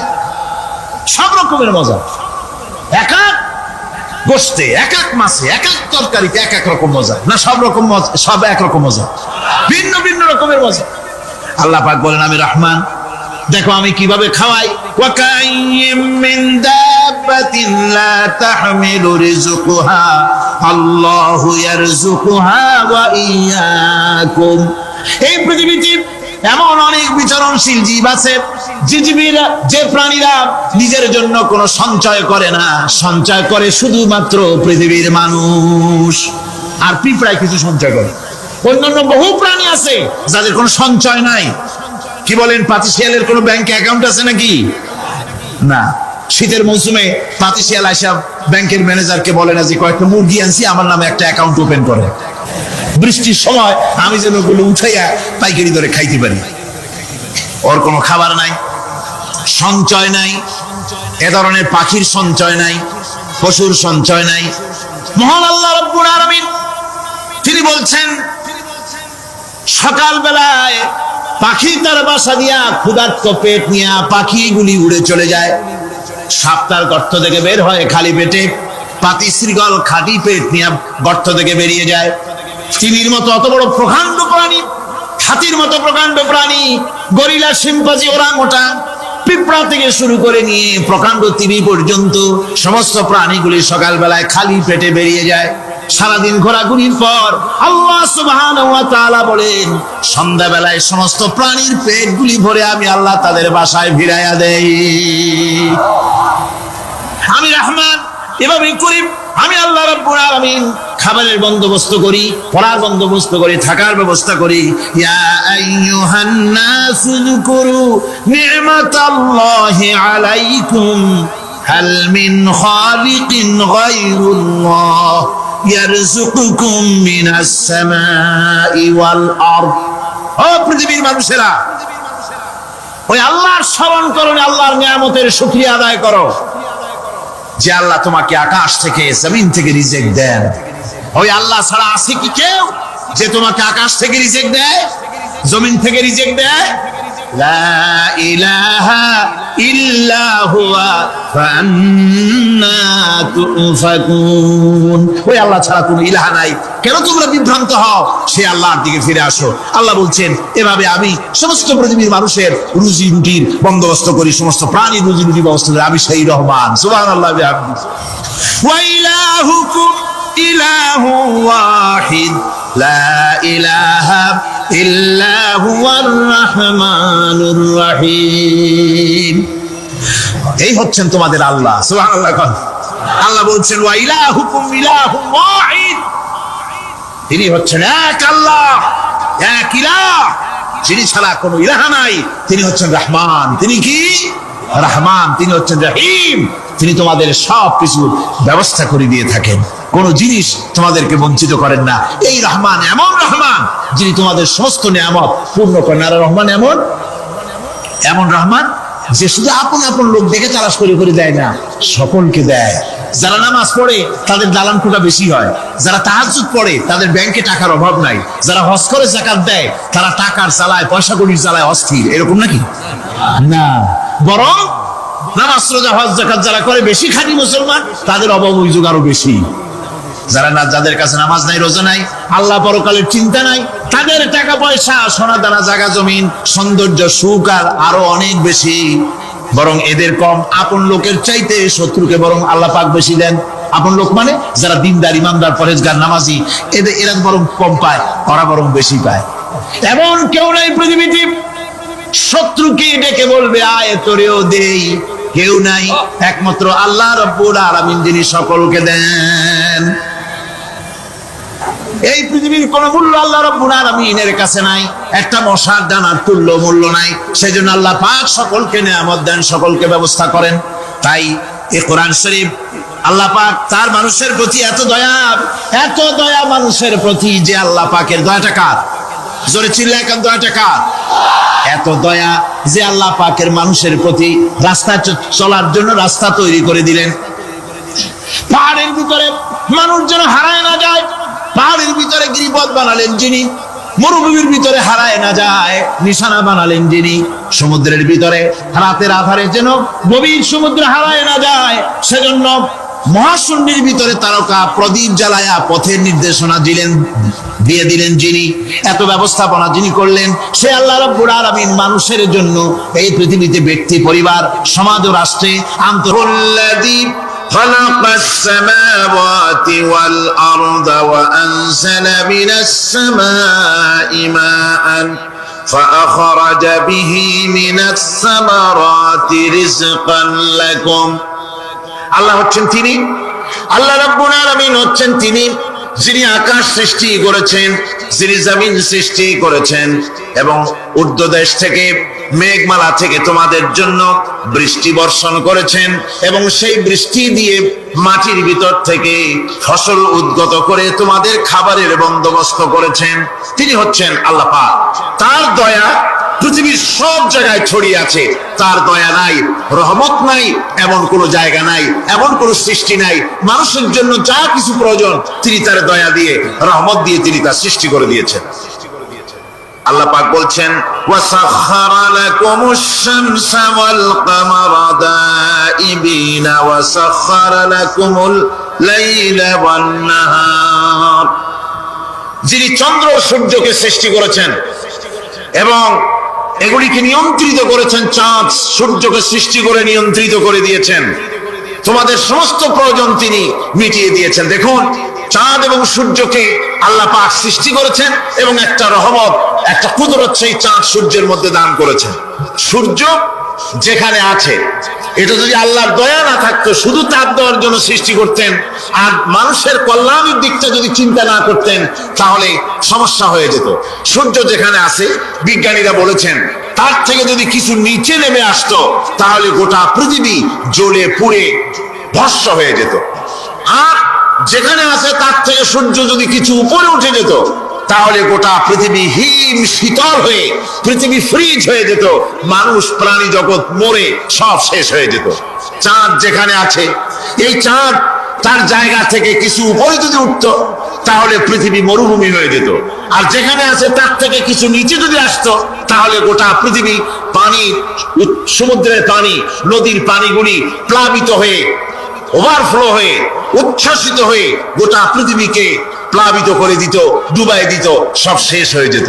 তাহলে আমরা দেখতে পাচ্ছি শুধু সৃষ্টি নয়, সৃষ্টিও করেছেন এবং প্রত্যেকটি সৃষ্টির পেছনে তার দয়া কাজ করেছে, তার কুদরত কাজ করেছে, যাতে করে মানুষের জন্য সুবিধা হয়, মানুষের জন্য উপকার হয়। অন্য আয়াতে আল্লাহ পাক বলেন, ওয়াতাকুম মিন কুল্লি সাআলতুমুহু ওয়া ইন তাউদ্দু নি'মাতাল্লাহি লা তুহসুহা। আল্লাহ পাক বলেন, তিনি তোমাদের প্রতি এত দয়াবান, আল্লাহ তোমাদের প্রতি এত দয়া রাখেন, এত মেহেরবানি করেন যে তোমাদের সমস্ত চাহিদা তিনি পূরণ করেছেন, তোমাদের জীবনে যা দরকার সব তিনি পূরণ করেছেন। মানুষ সমস্ত নিয়ামতকে, নিয়ামতের শুকর আদায় করে না, নিয়ামত বোঝেও না মানুষ। ওই যে একটু আগে হযরত পীর সাহেব কেবল আপনাদের সামনে বলেছেন, মানুষ পশুর মতো, উলাইকা কাল আনাম, চোখ আছে, চোখ দিয়া সব দেখে, কিন্তু আল্লাহর নিয়ামত গুলি দেখে উপলব্ধি করার ক্ষমতা নাই। খায় জনমের খাওয়া, কিন্তু খাওয়ার পরে কার খানা খাইলো, কার দেওয়া খানা খেলো, এরপরে এতটুকুন শুকরিয়া আদায় করে না। তো চোখ থাকতে দেখে না, অন্তর থাকতে চিন্তা করে না, কান থাকতে হক শোনে না। আল্লাহ পাক বলেছেন, উলাইকা কাল আনাম, এরা হলো জানোয়ারের মতো। কিসের মতো বলুন? আল্লাহ বলেন না বাল হুম আদাল, শুধু জানোয়ারের মতো না, বরং জানোয়ারের চাইতেও নিকৃষ্ট। যেরকম নাউজুবিল্লাহ, যাদের চোখ থাকতে দেখলো না, কান থাকতে শুনলো না, অন্তঃকরণ থাকতে বিবেচনা করলো না, এরা চতুষ্পদ জানোয়ারের মতো। আল্লাহ পাক বলছেন, আর রহমান আল্লামাল কোরআন, এই কোরআন শিক্ষা দিয়েছেন রহমান, যিনি দয়ার সাগর, যিনি মানুষের সব প্রয়োজন মিটিয়েছেন। কোরআনের মতো একটা বড় প্রয়োজন তিনি মিটাবেন না, তা কি হতে পারে? জোরে কোন হতে পারে? মানুষ সৃষ্টি করলেন, অথচ মানুষের চলার পথ দিলেন না। মানুষ সৃষ্টি করলেন, মানুষ কোন পথে চলবে, কি করলে আল্লাহ রাজি হবেন, কি করলে বেহেশতে যাব, কি করলে শান্তিতে থাকবো দুনিয়ায়, এর কোনো পরিকল্পনা তিনি দিলেন না। তিনি শুধু বললেন, নামাজ পড়ো, রোজা রাখো, আর তা যদি না করো কিয়ামতে জাহান্নামে যাবা। আল্লাহ কি এইভাবে জালিম? আল্লাহ এরকম জালিম? ওয়ামাল্লাহু বিযাল্লামিল লিল আবিদ। আল্লাহ পাক বলেছেন, আমি আমার বান্দার জন্য জালিম নই, আমি বান্দার উপর জুলুম করি না। আল্লাহ পাক রহমান, তিনি আমাদের পথ দেখিয়েছেন। তিনি কি সুন্দর, কত রহমতটা, কত দয়া। রহমান নাম দিয়ে সূরাটি শুরু করেছেন। এ কোরআন শিক্ষা দিয়েছেন তিনি, যিনি দয়াবান। আল্লাহ রাব্বুল আলামিন বলেন, الذي جعل لكم الأرض مهدا وجعل لكم فيها سبلا لعلكم تهتدون।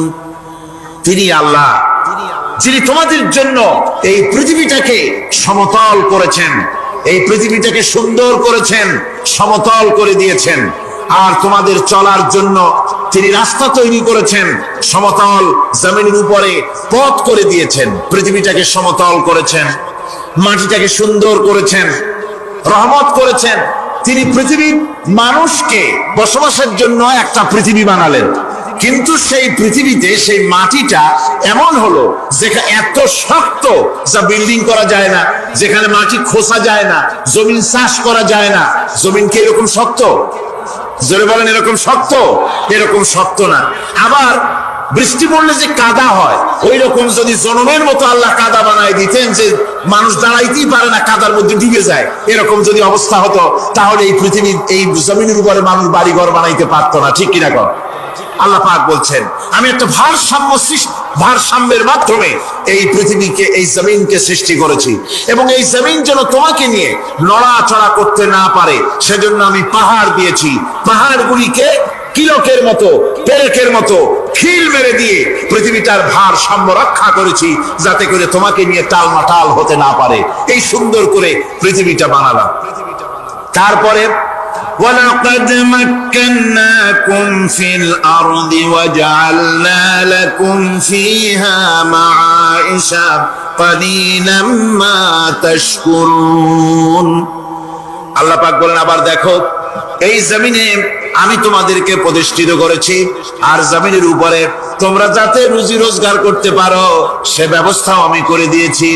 জমিন সৃষ্টি করেছি, আবার রুজি রোজগার করবে সে ব্যবস্থাও আমি তোমাদের জন্য করে দিয়েছি। এই পৃথিবী তুমি চাষাবাদ করবে, তাতে ফসল হবে সে ব্যবস্থা করে দিয়েছি। বাড়িঘর বানাবে সে ব্যবস্থা করে দিয়েছি। তারপরে পৃথিবীর এই মাটির নিচে তোমার জন্য সম্পদ রেখেছি। সমুদ্রের ভিতরে, নদীর ভিতরে, সেখানেও তোমার জন্য সম্পদ রেখেছি। আমি রহমান সব প্রয়োজন মিটিয়েছি। শুধু এর জন্য নয় যে সৃষ্টি করলাম, ইবাদত করলাম আর জাহান্নামে পাঠিয়ে দিলাম, তা তো না। তোমাকে আমি সৃষ্টি করেছি, তোমার প্রয়োজন, যত প্রয়োজন তোমার ছিল জীবনে, সমস্ত প্রয়োজনগুলি আমি মিটিয়েছি। আল্লাহ পাক বলছেন, وهو الذي سخر البحر لتأكلوا منه لحما طريا وتستخرجوا منه حلية تلبسونها। আল্লাহ পাক বলেন, এই সমুদ্রকে আমি আল্লাহ তোমার নিয়ন্ত্রিত, তোমার নিয়ন্ত্রণাধীন করে দিয়েছি সমুদ্রকে, আর তার ভিতরে তাজা মাংস, তাজা গোশত তোমার জন্য রেখেছি, খাবার রেখেছি।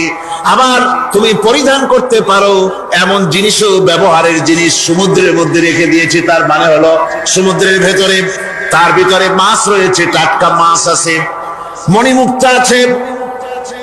স্থলভাগে পৃথিবীর মাটির উপরে যত জিনিস আছে, যত নিয়ামত আছে, সমুদ্রের তলদেশে তার কোনো অংশে কম নাই, বরং তার থেকে আরো বেশি আছে। মাটির উপরে যত নিয়ামত আছে, সম্পদ আছে, মাটির তলায় তার থেকে কোনো অংশে কম নাই। অনেক নিয়ামত মাটির তলায় আছে, খনিজ দ্রব্যগুলি মাটির তলায় থাকে। সমুদ্রের তলদেশে অসংখ্য নিয়ামত আল্লাহ রাব্বুল আলামিন রেখেছেন।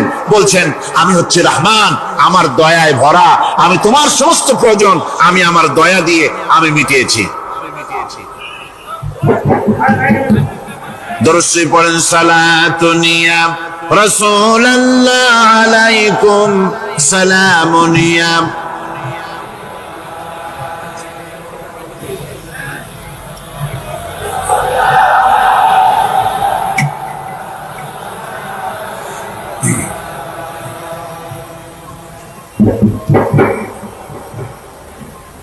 আমার ভাইরা, আল্লাহ সুবহানাহু ওয়া তাআলা তিনি হচ্ছেন রহমান,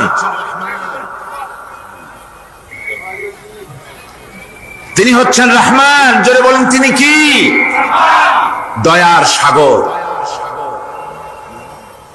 যিনি মানুষের সমস্ত প্রয়োজন মিটিয়েছেন, তিনি কোরআন অবতীর্ণ করেছেন। আমি আল্লাহর দয়ার কথা, রহমান শব্দের ব্যাখ্যা আপনাদের সামনে করে সামনে এগোচ্ছি। মাঝখানে যারা হাঁটেন, এর আগেও আপনাদেরকে বহুবার বলা হয়েছে, কোরআনে কারীমের তাফসীরের মাহফিল, মাঝখান থেকে হাঁটা চলা কিন্তু বেয়াদবি। জোরে বলেন, এটা কি? এই বেয়াদবি কেউ করতে চেষ্টা করবেন না। আল্লাহ পাক বলছেন যে আমি এই পৃথিবী সৃষ্টি করলাম, মাটিতে তোমাদের জন্য চতুষ্পদ জন্তু সৃষ্টি করেছি, বাতাসের উপরে পাখিরা সাঁতার কাটছে, আর পানির ভিতরে মৎস্যরাজি রয়েছে। এ সমস্ত প্রাণীগুলি আত্মরক্ষার জ্ঞান আমি দান করেছি, তারা তোমাদের জন্য উপকার করে। সেই পশুগুলি পশম দিয়ে তোমাদের কাপড় চোপড় তৈরি হয়, তারপরে তার চামড়া তোমরা পরিধান করো। এই পশুগুলিও তোমাদের জন্য আমি এক নিয়ামত হিসেবে দিয়েছি। والأنعام خلقها لكم فيها دفء ومنافع ومنها تأكلون। আল্লাহ সুবহানাহু ওয়া তাআলা বলেন, আমি মানুষের জন্য পশু তৈরি করেছি, চতুষ্পদ জন্তু সৃষ্টি করেছি, যার পশম দিয়ে তোমাদের জন্য শীতের পোশাক তৈরি হয়। আপনারা যে এই যে চাদর গায়ে দেন, কম্বল গায়ে দেন, এগুলো কার পশম? পশুর পশম। পশুগুলির, জন্তুগুলির পশম দিয়ে আপনাদের জামা কাপড়গুলি তৈরি হয়। তারপরে এই পশু আপনাদের জন্য বাড়িতে পাহারা লাগায়। আল্লাহ পাক বলছেন, এছাড়া এই পশুগুলি আমি এমন নিয়ামত দান করেছি, সমুদ্রের ভিতরে, জমিনের উপরে, মাটির তলায়, আবার আকাশের উপরে, জমিনের উপরে বিচরণশীল জীবগুলিও তোমার জন্য তৈরি করেছি। গলে যায়, পানি হয়ে যায়, তারপরে ছাকনা থাকে, নেট থাকে, কয়েকটা নেট থাকে, সেই ছাকনাগুলির ভিতর থেকে ছেঁকে এরপরে সেই পানিটা চলে আসে প্লেটের উপরে, এসে আস্তে আস্তে শক্ত হতে হতে সেটা কাগজে পরিণত হয়ে যায়, পানিটা আস্তে আস্তে কাগজে পরিণত হয়ে যায়। তো এই কাগজ তৈরি করতে গিয়ে কাগজটা থেকে যে ছাকনাগুলি দেওয়া হলো, নেট দেওয়া হলো, যাতে করে কোনো আবর্জনা না যায়, সেজন্য এতগুলি নেট সিস্টেম আছে, এতগুলি ছাকনার সিস্টেম আছে। কিন্তু তারপরেও এত সাবধানতা সত্ত্বেও আমরা দেখি কাগজে লিখতে গেলে কাগজের মধ্যে নিপের সাথে অ্যাক্সিডেন্ট হয়ে যায়, এ ধরনের আবর্জনা কাগজের মধ্যে দুই একটা থেকে যায়, অনেক কাগজের মধ্যে এরকম পাওয়া যায়, যায় কিনা ভাই? এবার আপনি দেখেন, কাগজ তৈরি করার জন্য মিল কলকারখানার ভিতরে, পেপার মিলে এতগুলো নেটের ব্যবস্থা থাকে, ছাকনার ব্যবস্থা থাকে, তারপরেও আবর্জনা কিছু কাগজের মধ্যে চলে আসে, দুই একটা থেকে যায়।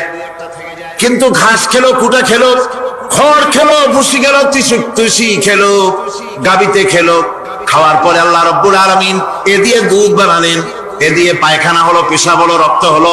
দুধ যখন দহন করলেন, দুধ দহন করার সময় একটা ঘাসের কণাও কি তার মধ্যে পেয়েছেন? পাওয়া গেছে?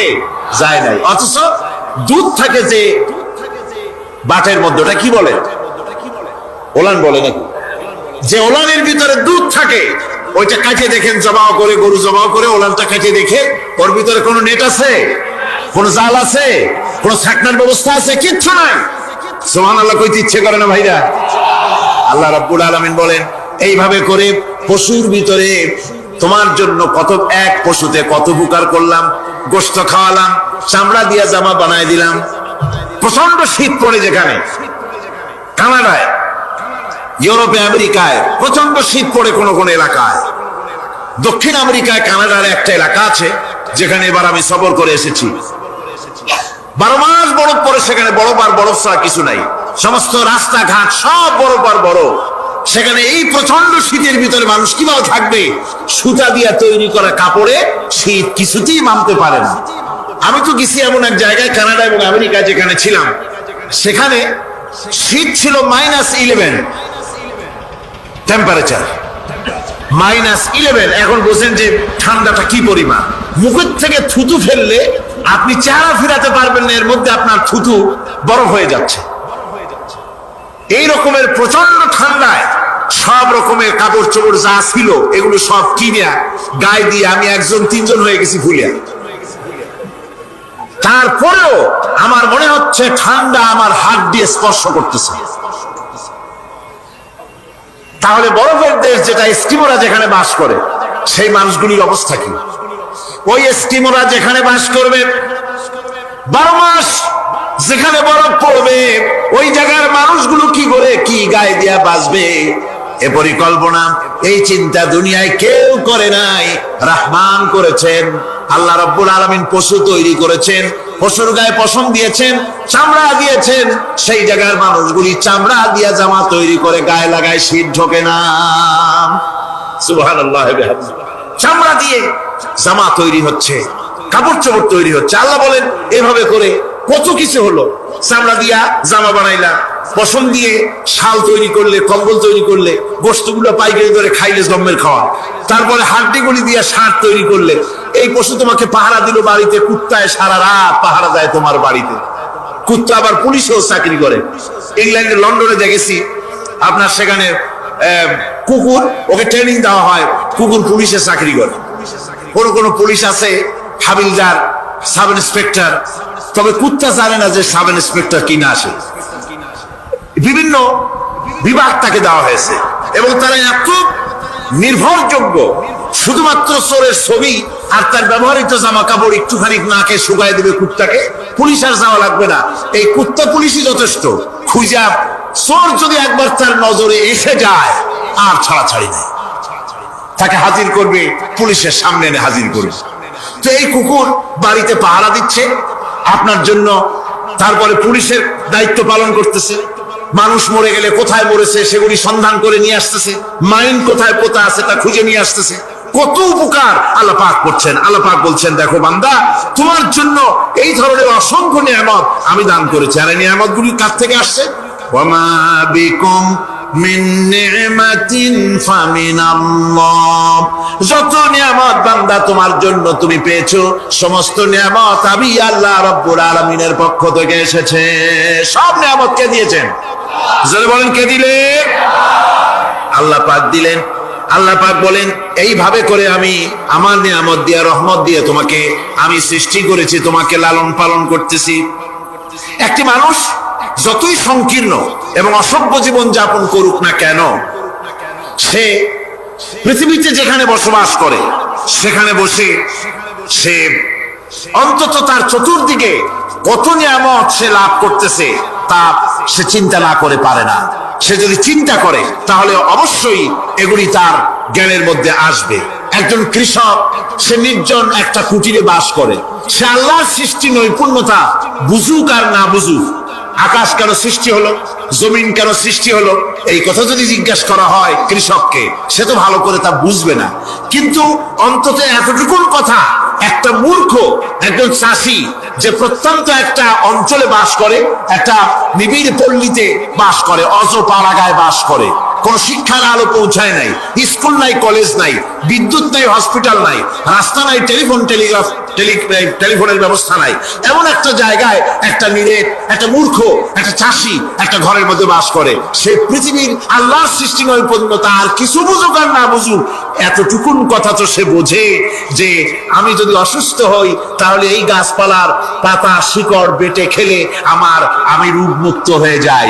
আমি প্রচন্ড রোদ্রে যখন পুড়ি গাছের তলায়, আমি ছায়া নিলে পরে আমি তখন আরাম পাই, ঠান্ডা পাই। এই গাছগুলি তার তরুণ বয়সে আমাকে ফল দেয়, গাছ যখন বড় হয় তখন সে আমাকে ছায়া দেয়। এই গাছের তক্তাগুলি দিয়ে, গাছ দিয়ে কাঠ হয়, তা দিয়ে তক্তা হয়, তা দিয়ে খুঁটি হয়, তা দিয়ে আড়া হয়, তা দিয়ে নৌকা হয় ইত্যাদি সে বুঝতে পারে। তাছাড়া এই গাছ যখন বুড়ো হয়ে গেল, শুকিয়ে গেল, তখন এই গাছ দিয়ে আগুন জ্বালায়া আমি রান্না বান্না করি।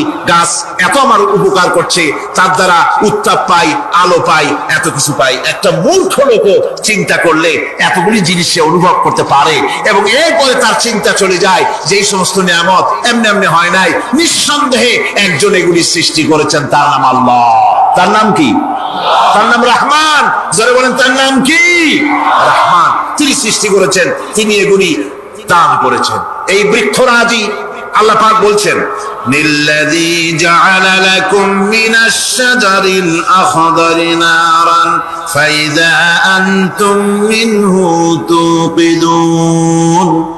আল্লাহ রাব্বুল আলামিন বলেন, সেই দয়াময় আল্লাহ রাব্বুল আলামিন গাছ সৃষ্টি করেছেন, আর এই গাছগুলি সৃষ্টি করে দিয়েছেন তোমাদের কাজের জন্য, যা দিয়ে তোমরা আগুন জ্বালাও, চুলা জ্বালাও, রান্না বান্নার কাজ করো।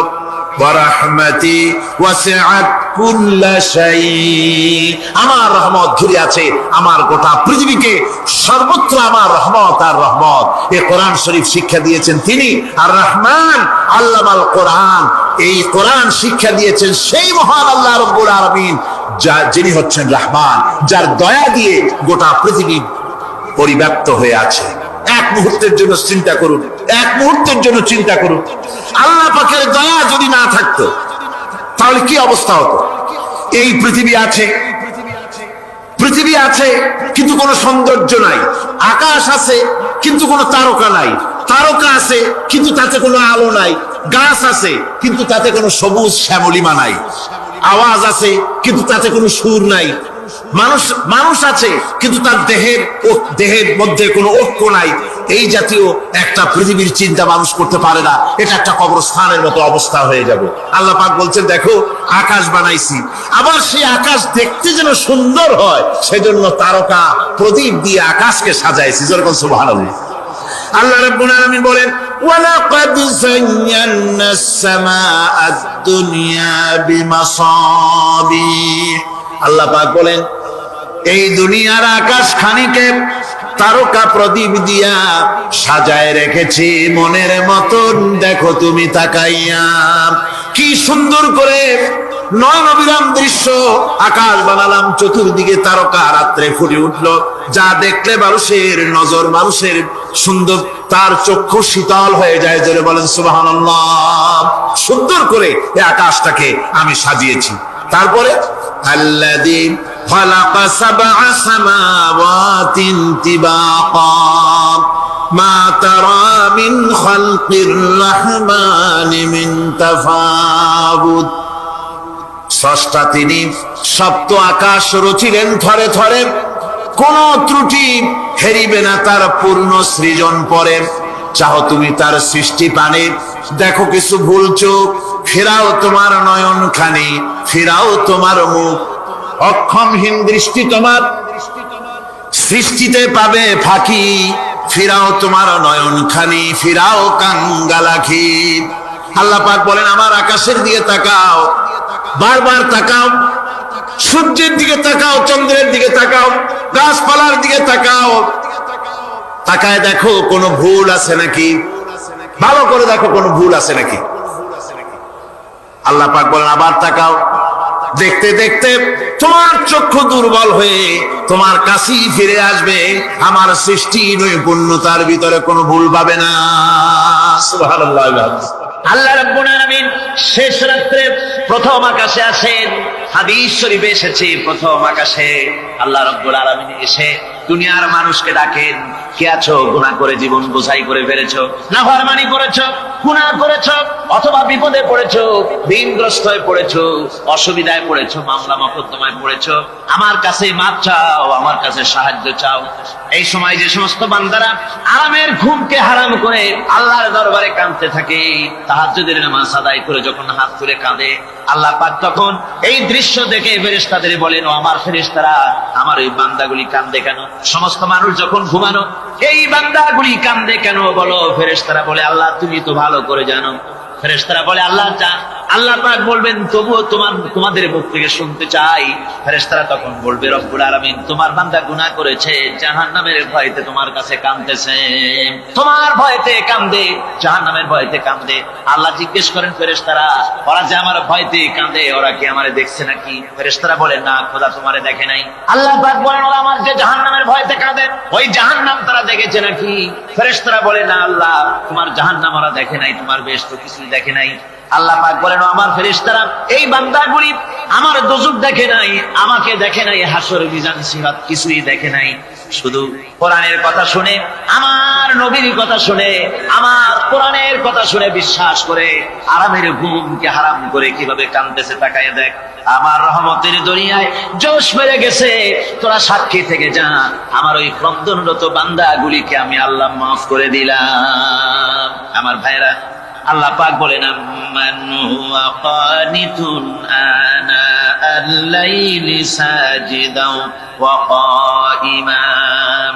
আল্লাহ রাব্বুল আলামিন বলেন, সিজদার ভিতরে আর দাঁড়ানোর ভিতরে আমার এই বান্দাগুলি আখিরাতে আমার সঙ্গে দেখা করা লাগবে এই ভয়তে, জাহান্নামের ভয়তে তারা কাঁদে, এভাবে কাঁদতে থাকে। আর আল্লাহ পাক ওই সময় তাদের গুনাহ মাফ করতে থাকেন। কোরআনে কারীমের ভিতরে আল্লাহ পাক বলেন, সারা রাত ঘুমাতে আল্লাহ নিষেধ করেছেন, সারা রাত যেন ঘুমায়ো না, পাইকারি ধরে ঘুমায়ো না, একটু জাগো। ওয়াজকুর ইসমা রাব্বিকা বুকরাতাও ওয়া আসীলা। সকাল এবং সন্ধ্যায় তোমার প্রভু তোমার রবের জিকির করো, স্মরণ করো। ওয়া মিনাল লাইলি ফাসজুদ লাহু ওয়া সাব্বিহহু লাইলান তাওয়িলা। তোমার রাতের বেলায় রাতের একটা অংশ সিজদায় অবনত হও, আর রাতের দীর্ঘ সময় ঘুমায় থেকো না, হয় একটা লম্বা সময় ঘুমাও, কিন্তু একটা অংশ রাখো যে সময় তুমি আমার দরবারে